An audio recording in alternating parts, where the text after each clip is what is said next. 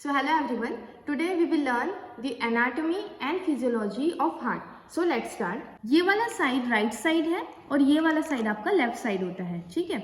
ये right atrium है, ये राइट वेंट्रिकल है, ये लेफ्ट एट्रियम है, ये लेफ्ट वेंट्रिकल है। ओके, जब हम इसे ओपन करेंगे राइट एट्रियम और राइट वेंट्रिकल के बीच में एक वॉल प्रेजेंट होती है जिसे हम ट्राइकस्पिड वॉल कहते हैं।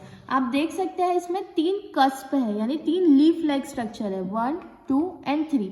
ये इसलिए होता है ताकि बैकफ्लो ना हो ब्लड का। जब राइट एट्रियम से ब्लड राइट वेंट्रिकल में जा रहा है तो ब्लड वापस बैकफ्लो ना हो, इसलिए ये लीफ लाइक स्ट्रक्चर होते हैं। तो इसे हम क्या बोलते हैं, ट्राइकस्पिड, यानी 3 कस्प होते हैं।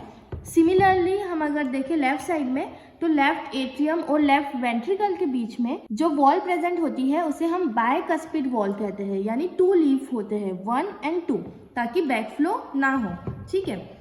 और ये आपका एओर्टा है, ये आपकी पल्मोनरी आर्टरी है, ये आपका सुपीरियर वेना केवा और यहाँ से आपकी आती है पल्मोनरी वेन। ओके, अब हम डिस्कस करेंगे कि कैसे ब्लड फ्लो हो रहा है हार्ट में।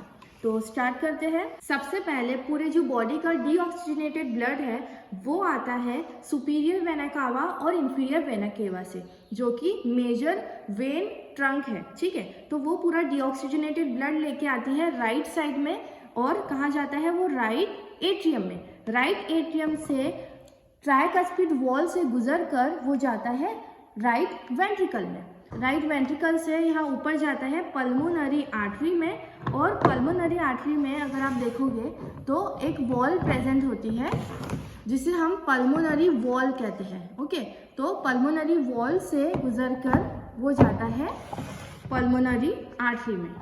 पल्मोनरी आर्टरी में जाने के बाद ब्लड कहाँ जाता है, लंग्स में जाता है। ओके, लंग्स में अगर हम देखें तो एल्विलाइज प्रेजेंट होते हैं जो कि गैसियस एक्सचेंज का फंक्शन करते हैं, यानी जो CO2 है डीऑक्सीजनेटेड ब्लड में वो ऑक्सीजनेटेड हो जाता है, क्योंकि यहाँ से हम इनहेल कर रहे हैं ऑक्सीजन और वो एल्विलाई में जा रहा है। कैपिलरीज से जो CO2 है वो एल्विलाई में चले जाता है और एल्विलाई का जो ऑक्सीजन है वो कैपिलरीज में चले जाता है, और CO2 जो है वो हम बाद में एक्सेल आउट कर देते हैं। तो ऐसा प्यूरिफिकेशन होता है लंग्स में। जो बेसिक प्यूरिफिकेशन यूनिट रहती है उसे हम एल्विलाई कहते हैं। सो ब्लड प्यूरिफाई होके आ गया लंग्स से।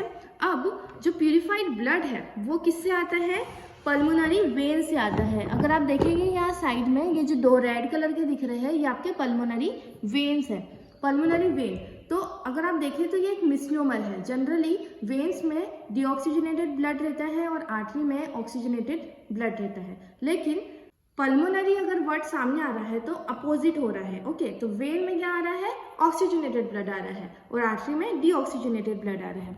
सो पल्मोनरी वेन के अंदर कौन सा ब्लड आया, ऑक्सीजनेटेड ब्लड आया, और वो कहाँ गया, वो जाता है लेफ्ट एट्रियम में, ठीक है। इस साइड जाता है, लेफ्ट एट्रियम में जाता है।